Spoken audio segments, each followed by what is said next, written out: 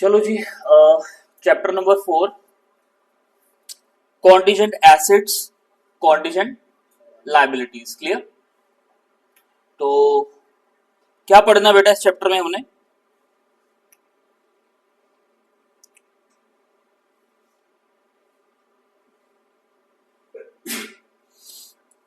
Understand the meaning of terms contingent assets and contingent liabilities. इन्होंने सिर्फ contingent का meaning नहीं बताया, इन्होंने क्या करा है, प्रॉपर टर्म यूज कर दी कॉन्टीजेंट एसेट्स की और कॉन्टीजेंट लायबिलिटीज की। वो कह रहे हैं कि इसके अलावा कुछ और है ही नहीं। अगर इसके अलावा कोई और नया वर्ड बनाया जा रहा है तो वो मतलब फिर गलत है। आई बात समझ? तो कॉन्टीजेंट या तो एसेट्स रहेंगे या तो लायबिलिटीज रहेंगी। ठीक है, और डिफरेंस पढ़ना है इसमें हमने दोनों के बीच का। ठीक है, विद लायबिलिटीज एंड प्रोविजन। ये क्वेश्चन मैंने लास्ट टाइम टेस्ट में भी डाला था आई थिंक, है ना? तो कर लेना, इंपॉर्टेंट है। ठीक है, तो बात करें अगर इसमें हम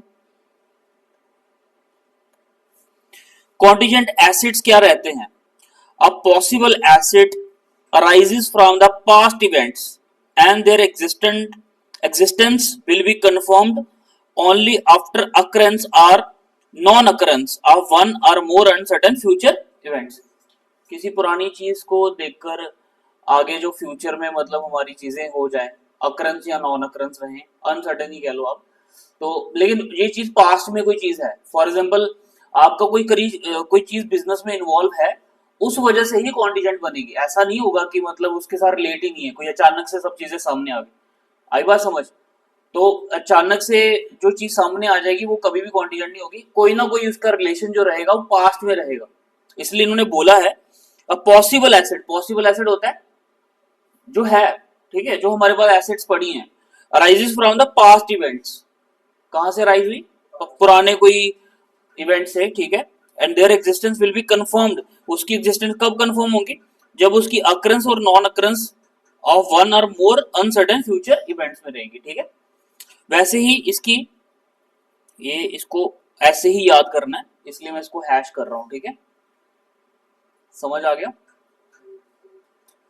ठीक है, बाकी 1 मिनट।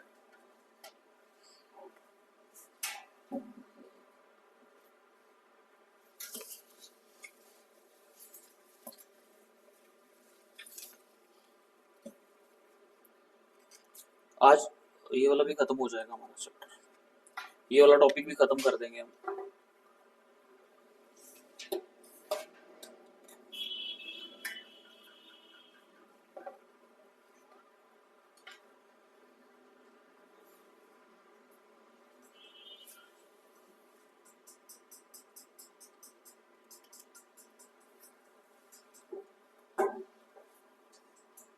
ओके,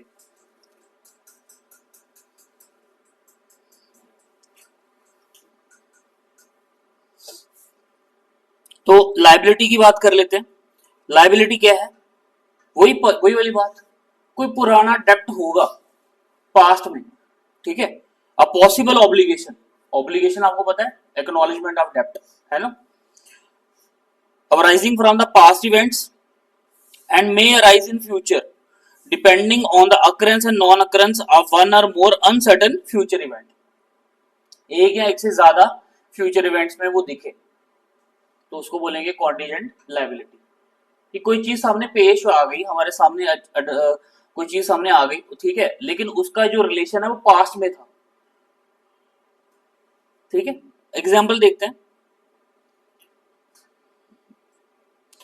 अ कॉन्टीजेंट एसिड्स, जो डेफिन इसका मीनिंग है वो देखो। A contingent asset may be defined as possible asset that arises from the past events and whose existence will be confirmed only after occurrence. वही बात उन्होंने दोबारा से लिख दी। ठीक है, not wholly within the control of the enterprise. सारा का सारा नहीं होगा, बट कहीं ना कहीं उसका जो कंट्रोल रहेगा वो किसका रहेगा? ऑर्गेनाइजेशन का रहेगा। ठीक है, it usually arises from the unplanned or unexpected events that give rise to the possibility of inflow of economic benefits to the business entity. For example, a claim that an enterprise is pursuing through legal process where the outcome is uncertain is a contingent asset. आपने कोई claim file करा था कोई insurance का, कहीं ना कहीं कुछ हुआ होगा, है ना? तो अब लीगल उसका प्रोसेस चल रहा था, पास्ट का इवेंट था, अगर वो पैसा आ गया तो अनसर्टेन क्या बन गया आपका, एसेट, तो कॉन्टीजेंट एसेट हो गया। तो अगर कोई ऐसे ही क्लेम पे कोई केस चल रहा था जिसमें आपको पे करना पड़ गया तो वो लाइबिलिटी हो गई। आई बात समझ? कोई दूसरी पार्टी थी जिसका आपने नुकसान करा, कोई गलत गुड्स आपने दे दिए उसको, है ना, तो उस बेलर एंड बेली वाला केस भी तो पता ही आपको लॉ में जो पढ़ा आपने। तो कोई आपने गलत गुड्स डिलीवर कर दिया और कंपनी ने उस बंदे ने केस कर दिया कंपनी पे, तो लीगल प्रोसेस चल रहा था, तो अगर वो केस हार जाते हैं और पे करना पड़ेगा क्लेम, तो उस केस में क्या हो गया, कॉन्टीजेंट लायबिलिटीज हो गई, है ना। ठीक है जी।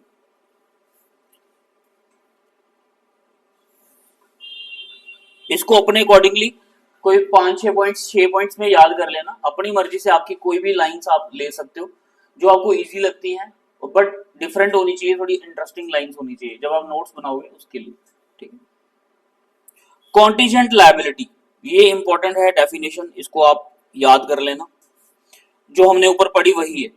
A possible obligation that arise from the past events and the existence of which will be confirmed only by the occurrence and non-occurrence of one or more uncertain future events, not wholly within the control of the enterprise। सारा का सारा company claim नहीं करेगी, ये तो ना कोई पूरी की पूरी जो कैपिटल लगाई हुई क्लेम हो जाएगी, कुछ हिस्सा कुछ पार्ट कुछ रहेगा जो मतलब अगर आप कल को क्लेम करते हो तो वो मिल भी सकता है और देना भी पड़ सकता है। क्लियर? जो देना पड़ेगा तो वो क्या रहेगा आपका, future obligations, contingent liabilities। clear? A present obligation that arises from the past events, what is recognized because it is not probable that outflow of resources embodying economic benefits will be required to settle the obligation। और दूसरा point बोला इन्होंने, अच्छा एक होता है possible, एक होता है प्रेजेंट ऑब्लिगेशन। ठीक है, तो प्रेजेंट ऑब्लिगेशन में देखो क्या लिखा हुआ है, ये भी पास से ही निकलता है, ठीक है, बट ये रिकॉग्नाइज नहीं होता। क्यों नहीं होता? It is not probable that outflow of resources embodying economic benefits. ये ऐसा मतलब आपकी लायबिलिटी है कि इससे इकोनॉमिक बेनिफिट्स नहीं है। आई बात समझिए, नुकसान नुकसान ही रहेगा आपका। तो हमें पता चल गया ना, ये सर्टन हो गया, है ही पास्ट का ही था बट ये सर्टन हो गया। क्या हो गया? Clear? Will be required to settle the obligation. A reliable estimate of the amount of the obligation cannot be made। For example देख लेते हैं, Mr. X sells a machine to Mr. Y। Mr. X ने एक machine बेची Y को। Any damages incurred by Mr. Y while using the machine need to be compensated by Mr. क्यों? बेची किसने? X ने। A few days later from the date of sale of machine, X received a notice from the Mr. Y who is claiming damages 20 lakh रुपए। आई बात समझ? The notice mentioned that a worker met with an accident during the use of machine and is required to be compensated। अब बताओ क्या है, past event से एक future obligation तैयार होगी कि नहीं होगी? ठीक है, the receipt of this notice does not suggest that Mr. X is liable to pay the amount, although this needs to be investigated and confirmed। वही लीगल प्रोसेस चलेगा। As whether the damage arose due to any defect in the machine or it is due to the negligence of operating the machine। Machine खराब की वजह से नुकसान हुआ है या मशीन गलत चलाने के तरीके से अगर नुकसान हुआ है तो पहले उसके ऊपर क्या होगी, इन्वेस्टिगेशन होगी। ठीक है, although the receipt of the notice result into event which requires recognition of the contingent liability, since there is a possible obligation and then can be confirmed in future। ये फ्यूचर में confirm की जाएगी, तभी पता चलेगा कि पे करना है कि नहीं करना। क्लियर? उसके बाद देखते हैं next, taking another example, let us assume mister AB sells a car to its customer। One of the car caught fire due to the malfunctioning of the faulty part during the test drive by one of the customer। The customer has filed a court case seeking a claim, कितना मांग रहा है वो, due to the incidents। While Mr. AB acknowledges that there is a present obligation, वो मान लिया उसने और क्या कर दिया, उसको पता था ये गलती नहीं, तो उसने मतलब समझ आ गया उसको कि मेरा फॉल्ट, तो उसने क्या कर दिया, पे कर दिया, क्लेम मतलब एडमिट कर लिया, तो बस उसकी क्या बन गई, वो प्रेजेंट ऑब्लिगेशन बन गई। कोई डाउट है बेटा किसी को? समझ आ गया कॉन्टीजेंट एसेट्स क्या होते हैं और कॉन्टीजेंट लायबिलिटीज क्या रहती हैं? अगर आपको फ्यूचर में कोई पेमेंट आ जाती है, क्या बैड डेट्स रिकवर्ड हम कॉन्टीजेंट एसेट्स कह सकते हैं? वो तो इनकम होगी ना, तो उसको नहीं कह सकते हम, है ना। तो ऐसी कोई और एग्जांपल, ऐसे तो उन्होंने परफेक्ट एग्जांपल दिए, ठीक है, बट जैसे बैड डेट्स कोई पुराने हो गए थे, कोई पुराने राइट ऑफ हो गए थे और वो बाद में रिकवर्ड हो गए, क्या वो कॉन्टीजेंट आपके एसेट्स बनेंगे? नहीं बनेंगे बेटा। वो क्यों नहीं बनेंगे? क्योंकि सोल्ड गुड्स हुआ था, वो तो हमारा डिफॉल्टर पेमेंट रिकवर हो गई तो आ गया पैसा, ठीक है। ये सिर्फ एसेट्स और लाइबिलिटी के नेचर के साथ होना चाहिए। आई बात समझ? किसके नेचर के साथ होना चाहिए? अब मैं आपको आज ना एक प्रैक्टिकल एग्जांपल शेयर करता हूँ, क्या हुआ कल। One of my good friend, और उनका ना मतलब थोड़ा बिजनेस में लॉस हो गया, और वो ना थोड़ा मतलब बिजनेस बंद करना पड़ गया, उनका क्लबिंग बिजनेस ही था। तो वो ना बड़े परेशान थे, उनको ना जिन जिन जो बिल्डिंग उन्होंने रेंट पे ली थी, मॉल जो रेंट पे लिया था, उसका रेंट ही महीने का 7.5-8 लाख रुपए है, ठीक है, 6 लाख रुपए समथिंग नहीं बोल रहे थे। तो वो जो जो मालिक हैं रेंट बिल्डिंग के, उन्होंने क्या करा कि लीगल नोटिस भेज दिया, उनको समन भेज दिया कि रेंट पे करो भाई अपना। और वो ना एसेट्स को भी मतलब बाहर निकालने नहीं दे रहे, जितना भी फर्नीचर है जो भी है वो उनको निकालने नहीं दे रहे बाहर। तो वो बड़े परेशान, और वकील भी उनका साथ नहीं दे रहा। वकील कहता आप ना कर लो, आप मान जाओ, आपको देना ही पड़ेगा, रेंट तो देना ही पड़ेगा ना। वकील साहब ऐसा बोल रहे हैं। उन्होंने मेरे से मुद्दा ये शेयर किया, तो अब हम ठहरे सीएस टाइप बंदे है ना, हमें तो पता है इन चीजों को पूरा का पूरा। तो मैंने उनको एक सलाह दी, मैंने कहा यार रेंट तो ओवरहेड होता है ना। और जब बंदा इनसॉल्वेंट हो जाता है, जब बंदा डूब जाता है, तो ये तो 12वीं क्लास का अकाउंट सा प्रॉपर, है ना। तो जब बंदा डूब जाता है तो रेंट तो ओवरहेड है, तो ओवरहेड का तो जिक्र ही नहीं है जब बंदा बैंकरप्ट हो जाए या इंसॉल्वेंट हो जाए। वहां पे होता क्या है, जब बंदा बैंकरप्ट होता है तो अपनी एसेट्स को बेचकर अपने फाइनेंशियल एंड ऑपरेशनल जो होते हैं लोन्स वगैरह उनको उतारता है। मतलब जो लोन सिक्योर्ड क्रेडिटर्स होते हैं या अनसिक्योर्ड क्रेडिटर्स होते हैं हमारे, जब पार्शियल सिक्योर्ड होते हैं, तो मैंने उनको ये सलाह दी। फिर हमने एक सीएस को कॉल करा कि भाई लिक्विडेटर चाहिए हमें, जो कंपनी को मतलब बेच सके और बैंकरप्ट। तो उसने भी ये सलाह दी कि भाई सही है, आप ये तो केस ही नहीं बनता कोई, ये जो लीगल नोटिस भेजा है इन्होंने अदालत वालों ने रेंट पे करने का, ये तो नोटिस ही नहीं बनता।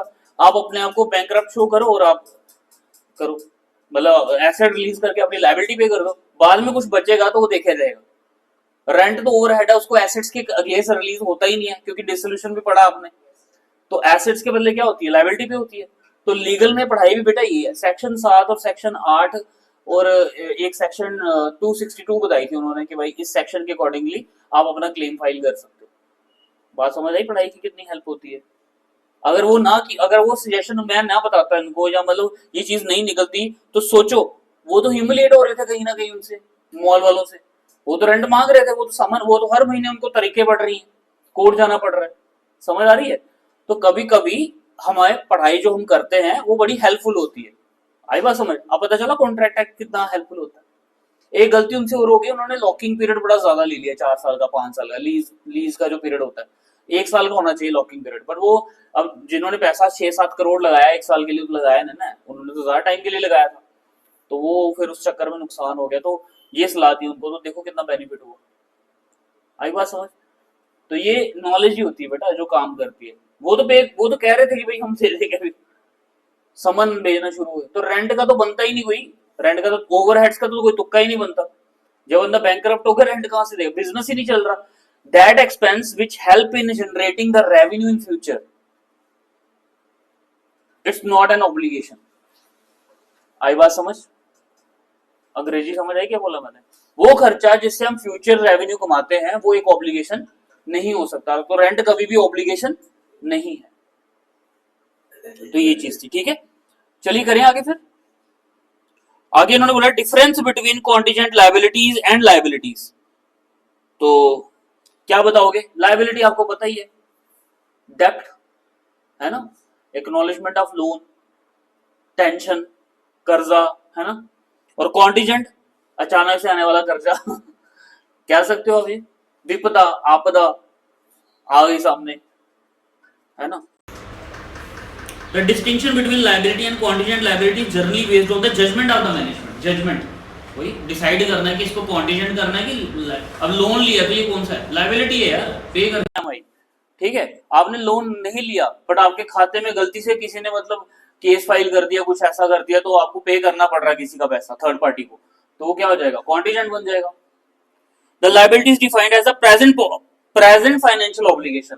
अगर इसको हम लॉ में देखें तो क्या है ये, प्रेजेंट फाइनेंशियल ऑब्लिगेशन, जिसको हम एडमिट कर लेते हैं कि हमने पे करना है पैसा। समझ आई बात। और which are arises from the past events, the settlement of liabilities result in an outflow from the enterprises of the resources, वही पैसा जाएगा, आउटफ्लो मानते हैं इसको, embodying the economic benefits. On the other hand, in case of contingent liability, outflow of resources to settle the obligation is not probable, or the amount expected to be paid to settle the liability cannot be measured with sufficient reliability. आई बात समझ, ये भी नहीं पता कि कितना decide होगा कल को, क्लेम कितना पे करना पड़ेगा। Example, contingent liabilities are the claims against the enterprise not acknowledged as debt। मैंने अभी पहले बता दिया एग्जाम्पल देने से पहले, वो डेप्ट जो कंपनी या एंटरप्राइज एक्नॉलेज नहीं करती और उनको वो सडनली पे करना पड़ जाए फ्यूचर में, बट वो अराइज हुआ था पास से, तो उसको क्या बोलेंगे हम, कॉन्टिजेंट लायबिलिटी। समझ आ गई बात। जैसे क्या हो गया, guarantees given in respect of third parties, liability in respect of bill discounted, statutory liability under dispute etcetera. आई बात समझ। बिल डिस्काउंटेड भी क्या रहता है, पंगा रहता है ना, बिल डिस्काउंट करा के आपने पैसे खा लिए और बाद में चेक बाउंस हो गया, फंस गए, लेने के देने पड़ गए। आई बात समझ। तो वो केस भी किसका आता है, कॉन्टिजेंट लायबिलिटी का आता है। परफेक्ट एग्जांपल दी हुई है इन्होंने। इसलिए बिल डिस्काउंटेड भी कहां शो करते हैं, अगर हम लायबिलिटी में शो करते हैं। आई बात समझ। जब हम पढ़ रहे थे बैलेंस शीट, तो बिल डिस्काउंटेड कहां आता था हमारा, बैलेंस शीट में, अक्रूड में, आउटस्टैंडिंग में आता था। ठीक है, देख लो लिखा उन्होंने, in addition to the present obligation that are recognized as liability in the balance sheet, enterprises are required to disclose contingent liability in their balance sheets by the way of notes। समझ आ गया। हाँ जी यशवीर जी, clear है आपको। Provision, अब मैंने आपसे सवाल पूछा था बैड डेट्स वाला, ठीक है, तो अब देख लेते हैं उसके बीच में क्या डिफरेंस है। डिफरेंस बोला इन्होंने, कॉन्टीजेंट लायबिलिटी और प्रोविजंस के बीच में क्या डिफरेंस है, ये क्वेश्चन इंपॉर्टेंट है, मैं हैश लगा रहा हूं इसको। ठीक है, provision is a present liability of a uncertain amount which can be measured reliably by using the substantial degree of estimation. एक डेटर है जिससे 40,000 रुपए मैंने लेने हैं, ठीक है, बंदा मुकर गया कि मैं पैसे पूरे नहीं दूंगा, मैं 35,000 दूंगा, तो मैं प्रोविजन कितने क्रिएट करूंगा, 5,000 रुपए का। तो क्लियर पता है ना मुझे कि मतलब ये हमें पता था, एडमिट कर रहे हैं कि बंदा पैसे नहीं देगा, तो हमें पता कि हम लायबिलिटी क्या कर सकते हैं। जो हमें पता ही नहीं है कि हमें पैसा कितना पे करना है, किसको ऑब्लिगेशन कितना पे करना है, उसको बोला जाता है contingent liability. Contingent liability is a possible obligation that may be, वही may not be crystallized depending on the occurrence and non occurrence of one or more। वही यार डेफिनेशन लिख दो आप दोबारा से जो मैंने पीछे पढ़ाई है आपको। ठीक है, provision meets with the recognition of criteria, contingent liability fails to meet to same, मतलब वो नहीं मैच कर सकती वो हम जो सोचते हैं। Provision is recognized when N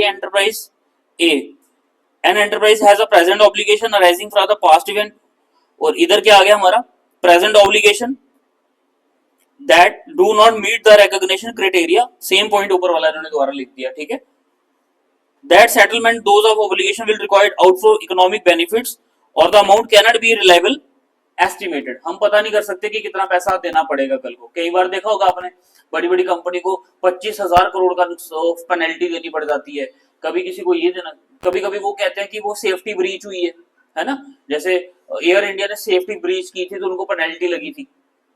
तो कई बार देखो होगा आपने एविएशन सेक्टर में होता है, तो वो क्या होता है उनके लिए, कॉन्टीजेंट लायबिलिटी है ना। फोर्थ पॉइंट इसमें लिखा हुआ है इन्होंने, if the management estimate that is probable that settlement of an application will result in outflow, it recognize provision in the balance sheet. वैसे तो दोनों ही हम शो करते हैं बैलेंस शीट के अंदर, प्रोविजन भी हमारा करंट लायबिलिटी के अंडर आता है और कॉन्टीजेंट लायबिलिटी भी हम डिसाइड करते हैं कि भाई इसको किस में रखना है, क्योंकि जजमेंट के ऊपर है, अभी हमने पढ़ा। तो ऑब्लिगेशन जो जजमेंट के ऊपर रहती है, डिसाइड करेगी मैनेजमेंट कि इसको कॉन्टीजेंट में डालना है कि लायबिलिटी में डालना है, तो उस हिसाब से हम उसको हेड दे देते हैं बैलेंस शीट के अंदर, ठीक है। If the management estimates that is less likely that economic benefit will be outflow from settled obligation, it discloses the obligation as a contingent liability under the head notes. Special notes के अंदर इसको बताना पड़ता है। Clear? कोई doubt यहाँ पे? जैसे इन्होंने एक एग्जांपल दी है प्रोविजन और कॉन्टिजेंट लायबिलिटी का डिफरेंस समझने के लिए। एक सेंट्रल एक्साइज ऑफिसर है, impose a penalty on Alpha Limited for violation provisions in the Central Excise Act। अभी मैंने इसके पहले एक एग्जांपल दी थी एविएशन के ऊपर आपको, ये उन्होंने उसके ऊपर एक्साइज के ऊपर दी है। The company goes on appeal if management of the company estimate that is probable that the company will have to pay the penalty.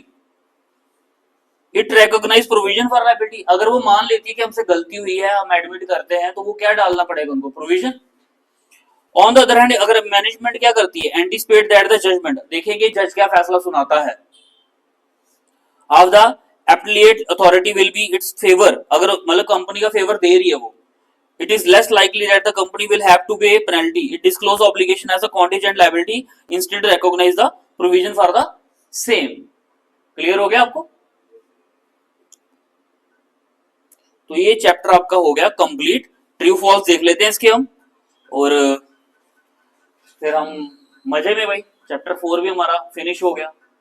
भाग रहे हैं ना हम थोड़ा ज्यादा ही तेज, क्या करें भाई, अटेम्प्ट हमारी है ना। तो ट्रू फॉल्स बताओ मुझे। A contingent liability need not to be disclosed in the financial statement. True false? False है। क्यों भाई? बताना है, चाहे नोट्स में बताओ आप, है ना। Provision fails to meet the recognition criteria. False. क्यों? एक मिनट बताओ क्यों? प्रोविजन जो है fails to meet the recognition criteria, अभी डिफरेंस पढ़ा हमने, ये ट्रू है कि फॉल्स है? जो प्रोविजन होते हैं वो रिकॉग्निशन क्राइटेरिया को मीट करने में फेल हो जाते हैं, ऐसा सच है झूठ है? क्या बताना पड़ता है? प्रेजेंट ऑब्लिगेशन पता है हमें कि देना है, तो ये फॉल्स है हमारा, ठीक है। A claim that an enterprise is pursuing through legal process where the outcome is uncertain is a contingent liability. True. When it is a probable that a firm will need to pay off the obligation, that gives a rise to the contingent liability. No. False. उसको present obligation बोलते हैं हम। आई बात समझ? और वो डेप्ट के अंदर लिया जाएगा, एक्नॉलेज किया जाएगा। Present financial obligation of the enterprise will arises from the past event is termed as contingent liability. Present obligation of the enterprise, हाँ ये ट्रू है।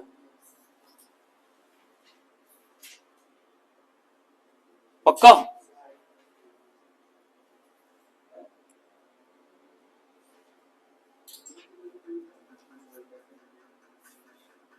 फॉल्स है भाई, क्योंकि सारे फॉल्स है ना।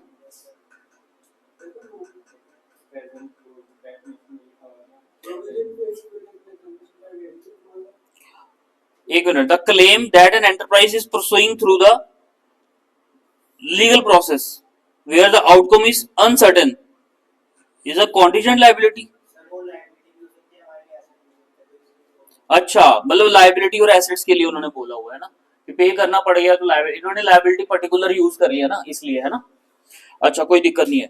और present financial obligation of enterprise which may be past event is termed as the contingent liability. ये लिखिए ऊपर ही। पॉसिबल ऑब्लिगेशन है यार, प्रेजेंट ऑब्लिगेशन नहीं होता कॉन्टिजेंट लायबिलिटी, पॉसिबल ऑब्लिगेशन होता है, ठीक है, जो हमने पढ़कर आए हैं। तो ये था आपका। बाकी इसमें मल्टीपल चॉइस क्वेश्चन भी हैं, वो भी देख लेंगे। और ये क्वेश्चन दो ही हैं इसमें डिफरेंस के थ्योरेटिकल में, provision and contingent liability, liability and contingent liability. तो ये क्वेश्चन दो इंपॉर्टेंट है, इसको आपने लर्न कर लेना और कॉपी पे नोट कर लेना, ठीक है, ठीक है। बाकी इसके मल्टीपल चॉइस क्वेश्चंस हैं, वो भी देख लें एक बार।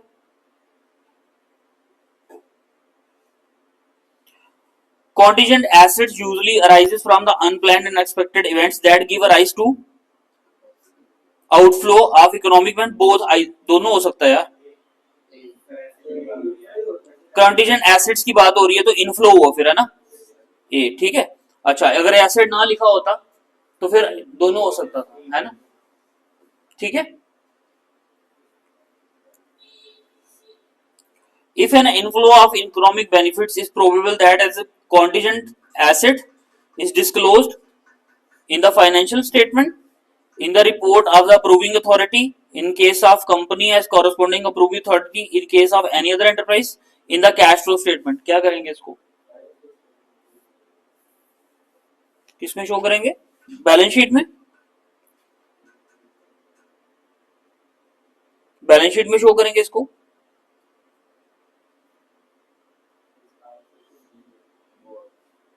डिसाइड है ना कि वो मैनेजमेंट, क्योंकि हमने पढ़ा था कि कॉन्टिजेंट जो एसेट्स लायबिलिटी रहेंगी वो मैनेजमेंट जजमेंट के ऊपर डिसाइड करेगी कि भाई इसको क्या करना हमने, कि उसको हमने अगर वो एडमिट कर लेती है तो फिर हम शो कर देंगे, नहीं तो फिर उसको नोट्स के अंदर कुछ ऐसा बोला था उन्होंने, डिसाइड करेंगे. तो ये बी इसका आंसर है. ठीक है.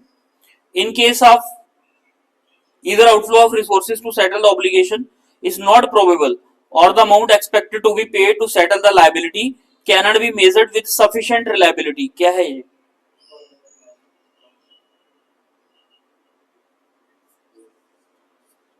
contingent liability. ठीक है जी. उसके बाद present liability of uncertain amount which can be measured, present है. ठीक है. reliably using the substantial degree of estimation is known as provision. Provision.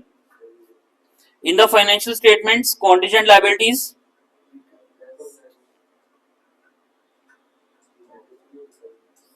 not recognized. क्यों भाई, contingent liability कैसे recognize होगी तो आपका वो present obligation नहीं बन गया. नॉट रिकॉग्नाइज इसलिए क्योंकि ये फ्यूचर ऑब्लिगेशन है, पता नहीं कितना पैसा क्लेम सेटल होगा इसका, है ना, इसलिए ये रहेगा फॉल्स. ठीक है. तो ये आपका चैप्टर हो गया खत्म. तो मिलते हैं अब नेक्स्ट लेक्चर में.